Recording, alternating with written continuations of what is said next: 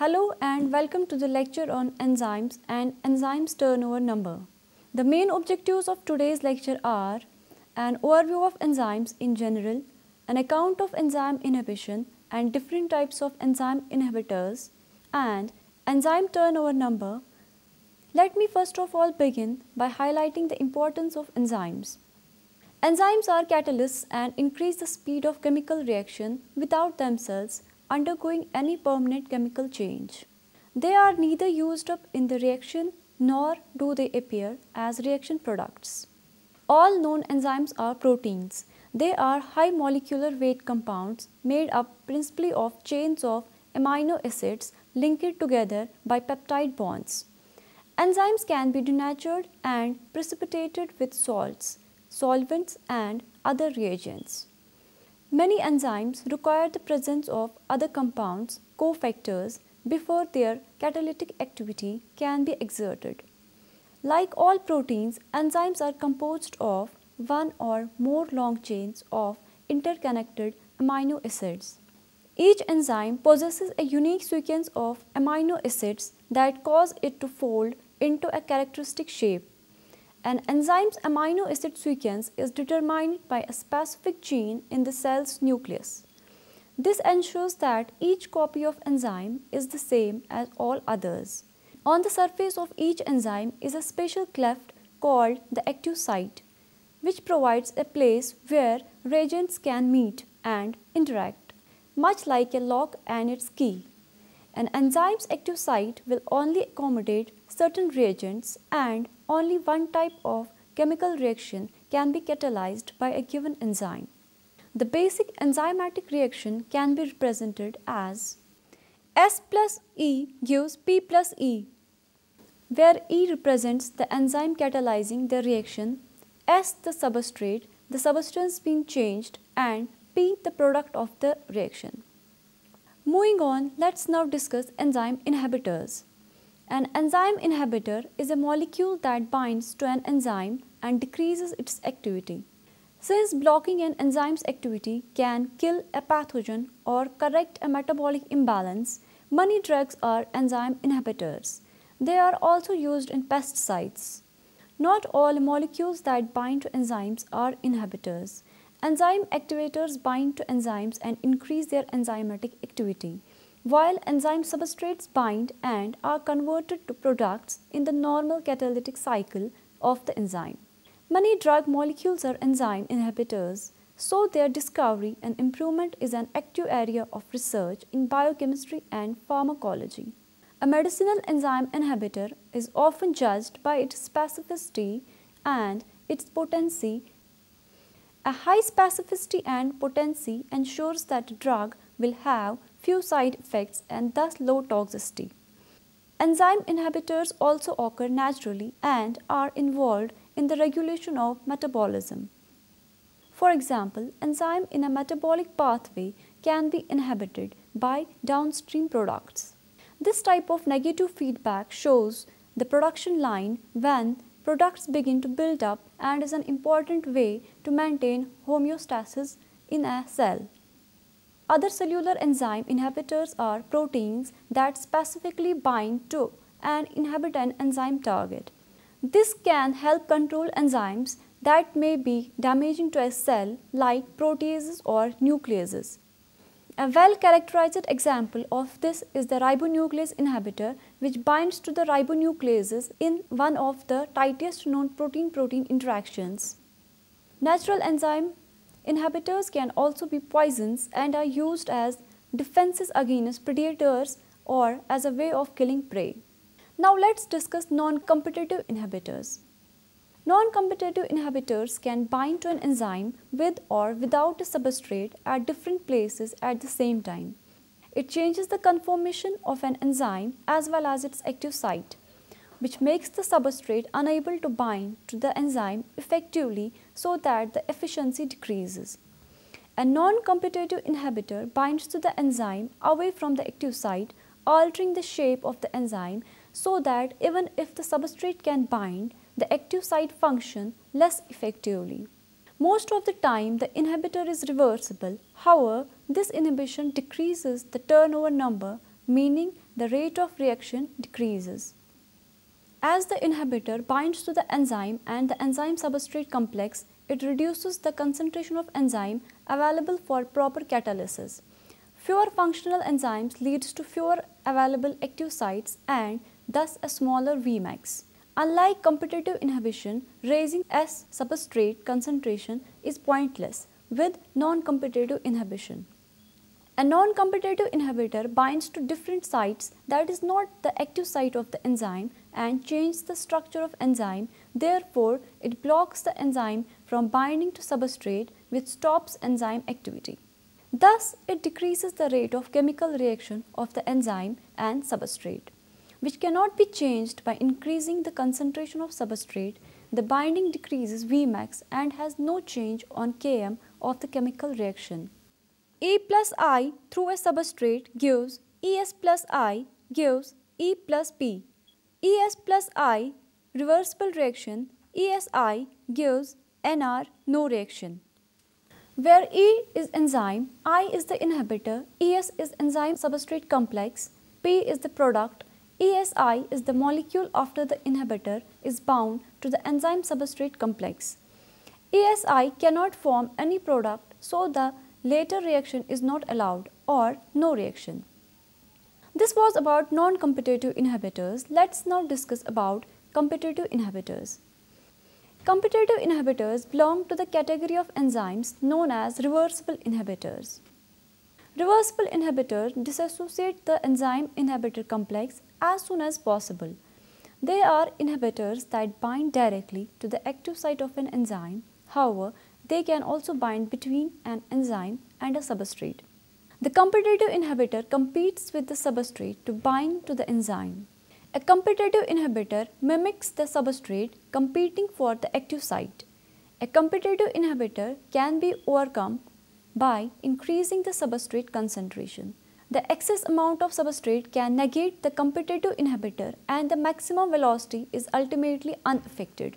Competitive inhibitors are effective because oftentimes they are structural analogues of the substrate that the enzyme binds. That is why the inhibitor is able to bind to the active site of the enzyme and compete with the original substrate. Competitive inhibitors bind to the active site of an enzyme and decrease the amount of binding of the substrate or ligand to enzyme. The result is that the Km is increased and Vmax remains the same. Ultimately, the chemical reaction can be reversed by increasing the concentration of substrate.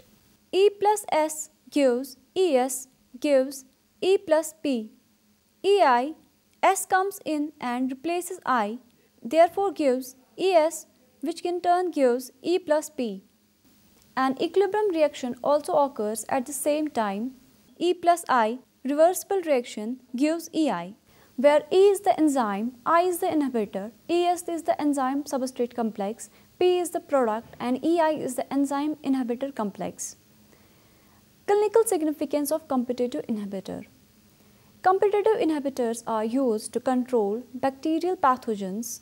Sulfur drugs such as sulfonamide works as competitive inhibitors of the folic acid synthesis in bacteria as they substitute p-aminobenzoic acid.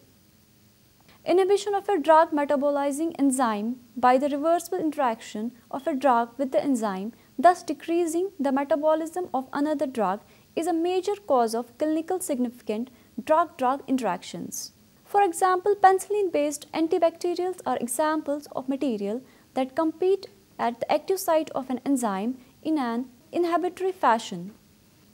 In general, penicillin drugs are used medicinally as antibiotics in the treatment of many bacterial infections. Moreover, penicillin drugs derive their antibacterial action due to the fact that they bind irreversibly to the bacterial glycopeptide transpeptidase. When unchecked, bacterial infections proliferate in part because of their ability to construct cell walls. A key enzyme in the synthesis of bacterial cell wall is transpeptidase. This enzyme plays a critical role in cross-linking of peptidoglycan strands. Penicillin drugs inhibit the ability of transpeptidase to perform this crucial task. Without the cell wall, bacteria are unable to proliferate, which means the bacteria are essentially destroyed. Mechanistically, in the initial stage of inhibitory action of penicillin-based drugs, the bond between the carbonyl carbon and the nitrogen atom in the beta-lactam ring of the penicillin cleaves. The resulting electrophile is attacked by the newly formed alkoxide ion on the serine residue to form an ester, which results in the final product, a penisoyl enzyme complex between glycopeptide transpeptidase and penicillin. It is noteworthy to mention that this complex is stable indefinitely. Then comes the uncompetitive inhibitor. Uncompetitive inhibitor is an inhibitor that only binds to the enzyme substrate complex. The formation of its binding site only forms when the enzyme and the substrate have interacted amongst themselves. The uncompetitive inhibition does not work when additional substrates are trying to be involved. This enzyme substrate inhibitor complex does not produce any product. E plus I greater than incoming S, EI plus S greater than ESI gives X greater than E plus P. Uncompetitive inhibitor binds to enzyme substrate complex to stop enzyme from reacting with the substrate to form product. As such, it works well at higher substrate and enzyme concentrations that substrate are bounded to enzymes. The binding results in decreasing the concentration of substrate binding to enzyme Km and Vmax and increasing binding affinity of enzyme to substrate. E plus I greater than through S, ES plus I greater than E plus P, where E is the enzyme, I is the inhibitor, ES is the enzyme substrate complex and P is the product. This binding of the substrate modifies the structure of enzyme, making the inhibitor binding site available. Uncompetitive inhibition decreases the maximum velocity as well as the Km. Km is the concentration of the substrate when the velocity is half of the maximum velocity based on Michaelis-Menten kinetic model. Both Vmax and Km are reduced by equal amounts. Vmax will still be reduced even though the enzyme substrate binding is enhanced because there are ESI complexes being formed. ESI complexes inhibit the formation of the product. An uncompetitive inhibitor will lower the Km and create a better enzyme substrate binding because it only binds to ES complex. But the ES complex is constantly being depleted as the inhibitor binds, producing ESI complexes. Therefore, to maintain the equilibrium between ES and ESI complexes and following the Le Chatelier's principle, the reaction shifts towards the more ES formation where it will bind more substrate to the enzymes to create more ES. Ultimately, this leads to lower Km. A reduced Km indicates a better enzyme substrate binding because the enzyme can reach half its maximum velocity with less substrate concentration. In a sense, enzyme substrate binding is very efficient because the enzyme and the substrate have a high affinity and interact strongly. Coming on to my third objective, which is enzyme turnover number. The quantity Vmax also varies greatly from one enzyme to next. If an enzyme reacts by the two-step Michaelis-Menten mechanism, Vmax is equal to K2 ET, where K2 is rate limiting. However, the number of reaction steps and the identity of the rate limiting steps can vary from enzyme to enzyme. For example, consider the quite common situation where products release EP gives E plus P is the rate limiting. Early in the reaction, when P is low, the overall reaction can be described by the scheme. In this case, most of the enzyme is in the EP form at saturation and Vmax K3 ET. It is useful to define a more general rate constant Kcat to describe the limiting rate of any enzyme catalyzed reaction at saturation.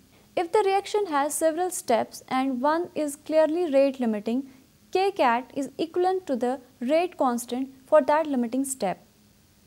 When several steps are partially rate limiting, Kcat can become a complex function of several of the rate constants that define each individual reaction step. In the Michaelis-Menten equation, Kcat is equal to Vmax divided by Et, and equation becomes V0 is equal to Kcat Et S divided by Km plus S. The constant Kcat is the first order rate constant and hence has units of reciprocal time. It is called the turnover number. It is equivalent to the number of substrate molecules converted to product in a given unit of time on a single enzyme molecule. When the enzyme is saturated with substrate, the kinetic parameter Kcat and Km are generally useful for the study and comparison of different enzymes, whether their reaction mechanisms are simple or complex.